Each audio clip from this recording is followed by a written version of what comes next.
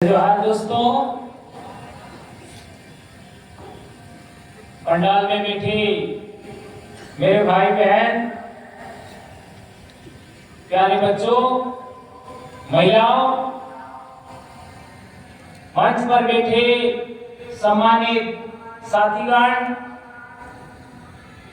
आज यहाँ पर हमारा आदिवासी समाज तो है ही सही, एससी समाज के भाई भी हैं, ओबीसी भाई भी हैं, मुस्लिम भाई भी हैं और राजपूत भाई भी हमारे बीच में हैं। और एक लंबे अरसे बाद सभी समाजों की उपस्थिति में मैं अपनी बात रख रहा हूं।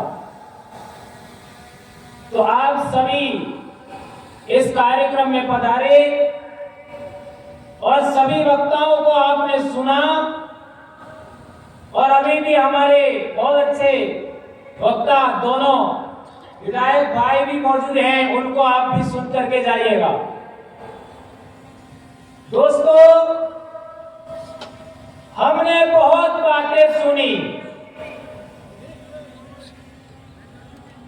सबने कहा कि ऐसा होना चाहिए, ऐसा नहीं होना चाहिए, ऐसा होता तो ऐसा होता। और इन सभी बातों का मोल है, बहुमूल्य बातें हैं, लेकिन क्या कारण है कि हम लोग आज तक एकता के सूत्र में नहीं बंध पाए? उसका कोई तो कारण होगा। आज हमारी जमीन छीनी जा रही है, हमारे साथ शोषण होता है, अत्याचार होता है, ये परिणाम है। कारण क्या है? यदि कारणों की खोज करोगे तब आप इस देश के मूल मालिक बनोगे, तब शासन करती जमात बनोगे। लेकिन हम लोग कभी कारणों पर चर्चा नहीं करते। एक 5वीं का बच्चा भी जानता है, बुखार आया, मलेरिया आया, क्या कारण है? तो वो जानता है मच्छर के काटने से आया। और मच्छर में भी मादा एनोफाइलिस ने काटा तब, और उसके भी पेट में एक वायरस होता है, जीवाणु होता है, उसकी वजह से मादा एनोफिलिस मलेरिया होता है। तो इसका डायग्नोस होता है, जांच होती है, इसके बाद इलाज होता है, तब जाकर के मलेरिया खत्म होता है। तो हमारे समाज की यह दशा है, उसका कारण क्या है? इस कारणों की खोज आज तक किसने किया? यह है बड़ा सवाल। जहां तक मैंने देखा है आज तक, मैं भी 2002 से समाज में काम कर रहा हूं और इसी ग्राउंड में हम एक कार्यक्रम में आए थे 2001 में। तब हम नए नए नौकरी लगे थे और आज पहली बार यहां से बोल रहा हूं डायरेक्ट से। लेकिन मैं कहना चाहता हूं, इतने लंबे अरसे 2002 से गिनोगे तो 22 साल हो गया, आज तक ना एससी के लोग आदिवासियों से जुड़ना चाहते हैं, ना ओबीसी के लोग आदिवासियों से जुड़ना चाहते हैं। दूसरों की तो बात ही छोड़ दीजिए। जब भी चर्चा होती है, आदिवासी का नाम लास्ट में आता है। ये आज भी आपने सुना होगा। क्या ये मैं सही कह रहा हूं? क्या आदिवासी लास्ट आदमी है? क्या इस देश में आदिवासी पहला आदमी है?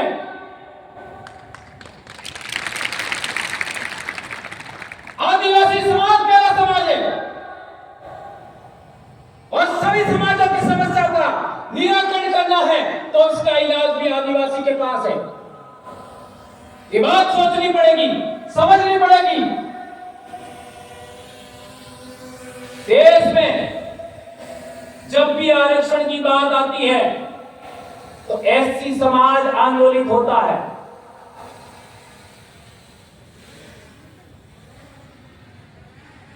लेकिन अन्य समाज आंदोलित नहीं होती, अपेक्षा करो।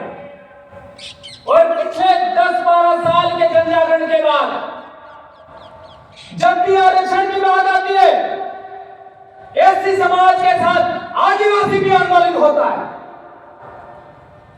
और अभी पिछले कुछ एक सालों में ओबीसी समाज भी आरक्षण के लिए काम कर रहा है, आंदोलित हो रहा है।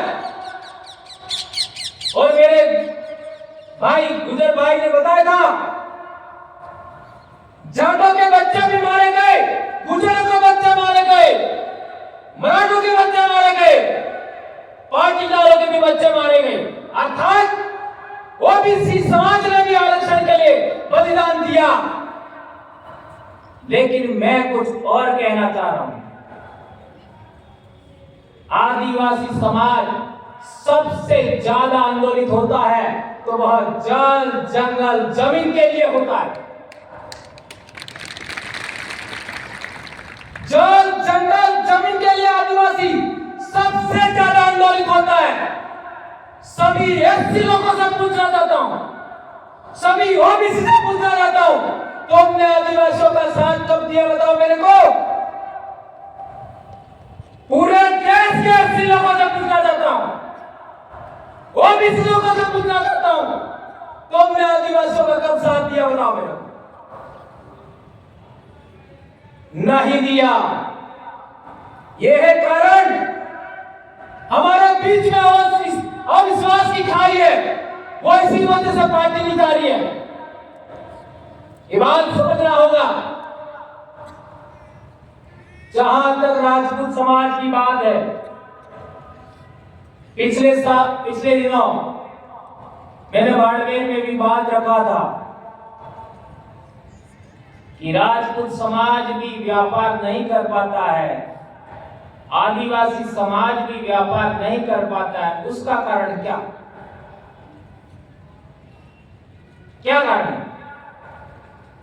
कौन तो कारण होगा? ईरान के राजा मांडलिक के जमाने में अर्थात 6वीं शताब्दी और गुहिल वंश का प्रथम राजा गुहिल, उसको संरक्षण दिया भील राजा मांडलिक ने ईडर में। उस जमाने से राणा प्रताप तक भीलों ने साथ दिया। क्या ये बात सही है, गलत है? लेकिन 1818 में रजवाड़ों ने जब अंग्रेजों से संधि किया, आदिवासियों की सलाह नहीं ली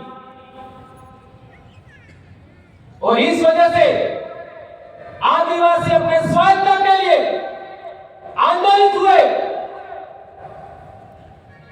और इसी आंदोलन को रोकने के लिए मेवाड़ भील कोर का गठन किया गया और हमारे खेड़वाड़ा क्षेत्र में बटालियनें बनाई गई।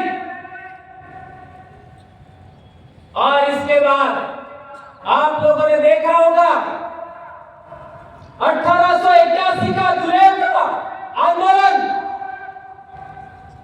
1913 का मानगढ़ आंदोलन, 1922 का पांचतरिया का आंदोलन और 1922 का ही लिलुड़ी भट्टी का आंदोलन में हमारे हजारों लोग मारे गए। उस समय में किसने साथ दिया? उसके बाद देखते हैं राष्ट्रपाल का घटना हुआ, हमारे लोगों ने हमारे लोगों को मारा, नहीं साथ दिया। यह है बड़ी समस्या। और आज भी मैं गारंटी देता हूं, एससी समाज वर्षों से छुआछूत झेलता है, लेकिन कई पढ़े लिखे लोग आदिवासियों से भी छुआछूत करते हैं। क्या ये बात सही है? तो पहले सुधरो तो सही, फिर सुधारने की बात करो। इसलिए मैं कहना चाहता हूं, जो एससी के लोग अपने लोगों के साथ छुआछूत भेदभाव करते हैं, ऐसे एससी लोगों की भी मुझे जरूरत नहीं है। पहले छुआछूत अपने घर से बाहर करिए, ऊंच नीच बाहर करिए, तब जाकर के समतावादी समाज बनेगा। संविधान ने हमको समता, बंधुता, न्याय, भाईचारा आधारित समाज बनाने का अधिकार दिया। आज 70 साल बाद हम लोग इस आदर्श को भी कायम नहीं कर पाए और आशा करते हैं दूसरों से अपने घर में इंप्लीमेंट करिए। पहले एक और बात कहना चाहता हूं, एससी समाज से हमारा रिश्ता क्या है, ओबीसी समाज से हमारा रिश्ता क्या है, राजपूत समाज से हमारा रिश्ता क्या है।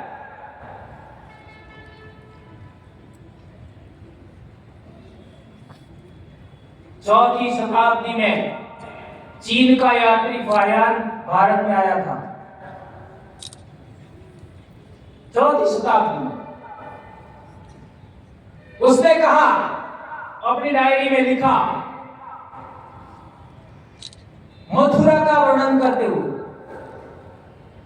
मथुरा से पश्चिम में मरुभूमि के आसपास जितने देश हैं वह सभी बौद्ध मतावलंबी है। इसका अर्थ क्या हुआ? राजस्थान, गुजरात, कुछ महाराष्ट्र, आपका हरियाणा का इलाका, मध्य प्रदेश का इलाका, महाराष्ट्र का इलाका, सिंध का इलाका, वहां के सभी राजा बौद्ध मतावलंबी थे। ये फाहियान ने बोला, और यही बात वेदव्यास ने बोला 7वीं सदी में। तो आज की तारीख में जो राजे महाराजे जो धर्म मानते हैं वो कब आया? ये सोचने वाली बात है। ये दो चीनी यात्रियों ने कहा कि यहां के राजा बौद्ध मतावलंबी है, इसका मतलब भील राजा भी बौद्ध मतावलंबी थे, और आज का जो राजपूत समाज है उनके पूर्वज भी बौद्ध मतावलंबी थे। इसलिए आज देश भर में मूल निवासी क्षत्रिय महासंघ बना है। छात्र धर्म की बात हो रही है, यह अभूतपूर्व और क्रांतिकारी कदम है दोस्तों। हमारे देश का कल्चर, हमारे देश की संस्कृति, आज अरब के यात्री आए, अरब इलाके से, उन्होंने भी लिखा है भारत में समनीय धर्म था। अभी समनीय धर्म क्या है? बौद्ध धर्म को ही समन धर्म कहते हैं, सम्यक कल्चर कहते हैं। और जहां तक बौद्ध धर्म की बात करते हो तो आदिवासी धर्म को सबसे पहले समझना पड़ेगा। कैसे? आप में से कितने लोग हैं जिन्होंने तारा देवी का नाम सुना? बताओ, हाथ ऊंचा करो। तारा देवी किसी ने नहीं सुना। आप लोगों में से हाथ ऊंचा करके बताओ, हारिनी देवी का नाम कितने लोगों ने सुना? किसी ने नहीं सुना। यह है बड़ी समस्या। तारा देवी बौद्ध देवी है, बद्रियान शाखा की, और इसी को आज की तारीख में काली देवी भी कहते हैं। कितना नाम सुना? अब तो पता होगा ना। इसका इतिहास हमें जानना होगा। अर्थात आज जो काली देवी है वह बौद्ध धर्म की वज्रयान शाखा की देवी है और उसका वास्तविक नाम है काला देवी। अब दूसरा बात है हारिति देवी। राजपूत समाज में भी, एससी समाज में भी बहुत सारे लोग हैं, बहुत सारे वंश हैं, वो कहते हैं कि हम हारिति के वंशज हैं, मानव गोत्र के वंशज हैं।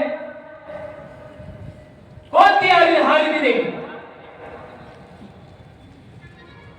हारिति देवी को जब विंध्याचल पर स्थापित किया गया तो उसी को विंध्यवासिनी कहा गया, उसी को ही विजासन देवी कहा गया और उसी को ही विजाहन कहा गया। अब बताओ कितनों ने नाम सुना ये? मैं परमार हूं, मेरी कुलमताई विजाहन है, अर्थात मैं हारिति का वंशज हुआ। और आप अपना अपना पता कर लेना।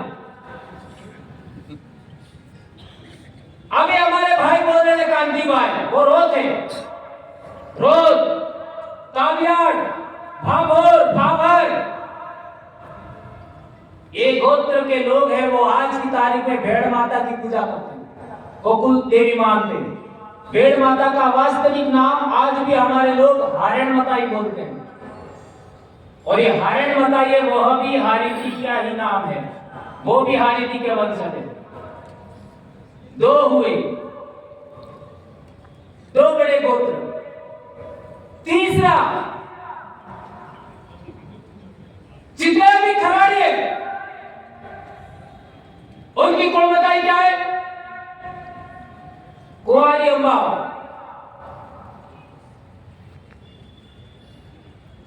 और यह भी हारिति देवी का ही नाम है। और यह जगदम्बा नाम उनको दिया गया, वो गौतम बुद्ध ने दिया गया था। हारिति का नाम जगदम्बा गौतम बुद्ध ने दिया था। और कई सारे राजपूत समाज भी हारिति के उपासक है। और इसी के अंदर उदयपुर के जो राजे महाराजे थे उनको भीलों ने साथ क्यों दिया, यहीं पर इतिहास निकलेगा। लेकिन इसका आज मैं जवाब नहीं दूंगा। क्या कारण था? अभी कच्चा गड़ा है, थोड़ा और पक्का हो जाए।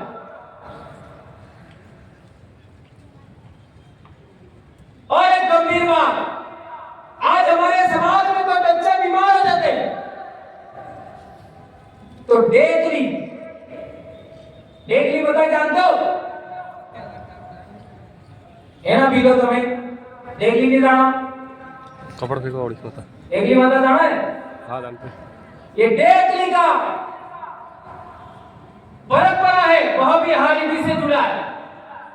शीतला माता ये वह भी हारिति से जुड़ा है। और तो और जिसको डाकिनी देवी कहते हो वो भी, इसका भी संबंध उसी से है। इसका मतलब है बौद्ध धर्म का संबंध आदिवासियों की जड़ों से भी है। और बड़ी बात कहना चाहता हूं कि बौद्ध धर्म के अंदर महायान शाखा में मूर्ति पूजा का विधान है, लेकिन आदिवासी परंपरा में मूर्ति पूजा नहीं है। आदिवासी समाज में मूर्ति पूजा आज हो सकती है, लेकिन आदि अनादि काल से आदिवासियों में मूर्ति पूजा नहीं है। इसके बहुत सारे प्रमाण आज भी हमारे समाज में मिलेंगे। अभी कल परसों 14 गई है, 14 को थड़ा पूजन होता है कि नहीं होता है? थड़ा थड़ा पोपड़ो सड़ावे, कुकड़ू सड़ावे और प्लस सड़ियान बुदे वाले सड़ावे। क्या समझ रहे आप? जो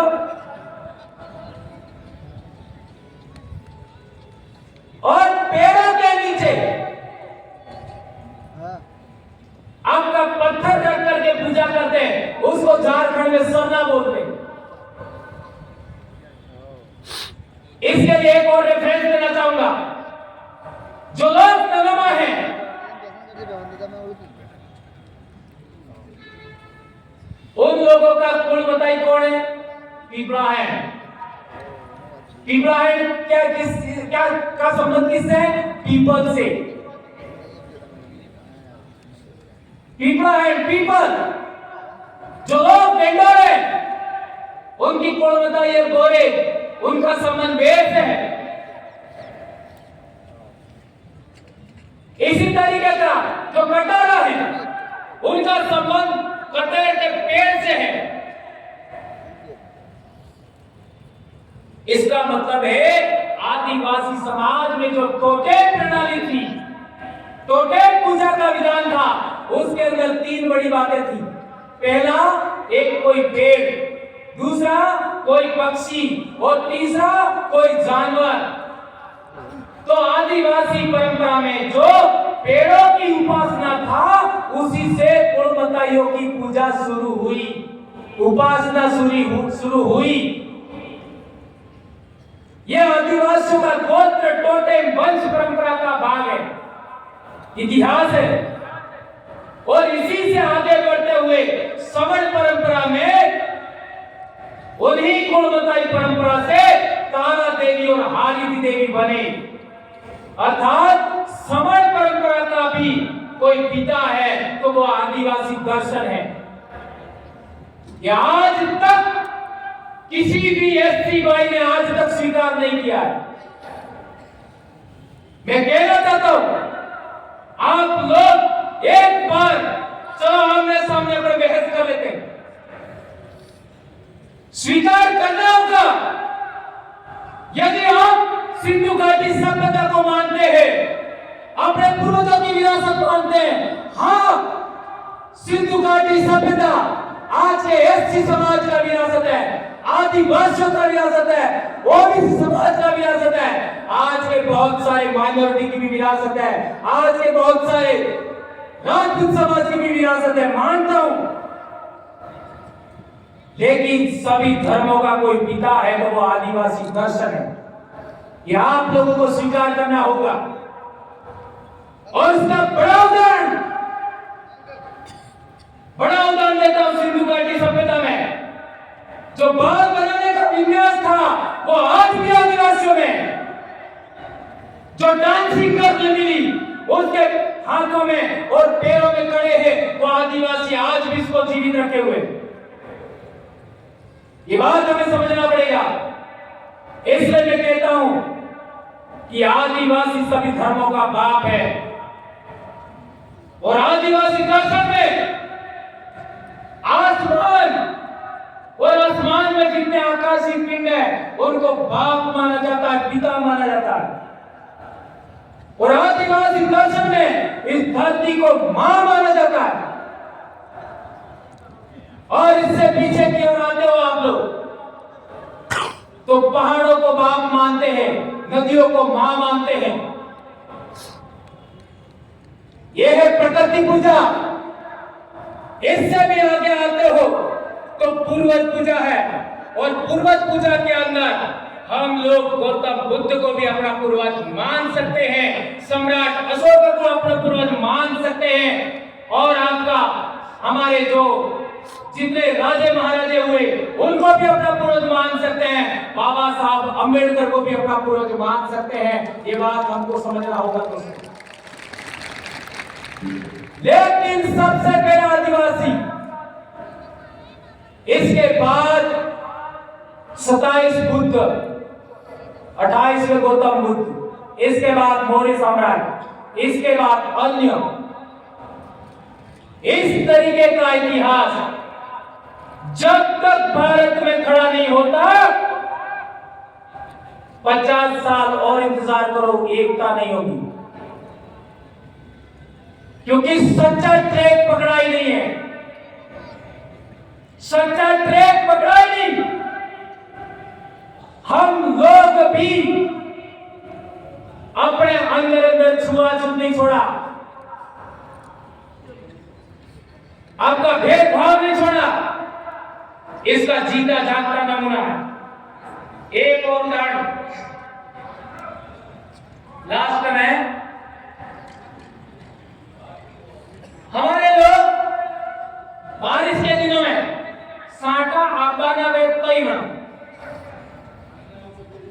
साटा आब्बा जुसी असल एनी पूजा थाय हासी વાત કે જૂઠી આપણે મડોળ મકી અટલીક થઈ જાય અર્થાત 500 પાનાની થઈ જાય પછી લીલવણ કરે બોકડો મારે રવિવાર લડે इसके बाद यदि बारिश नहीं आती है तो बारिश लाने के लिए भी पूजा है और बारिश ज्यादा आ गई तो बारिश को रोकने के लिए भी पूजा है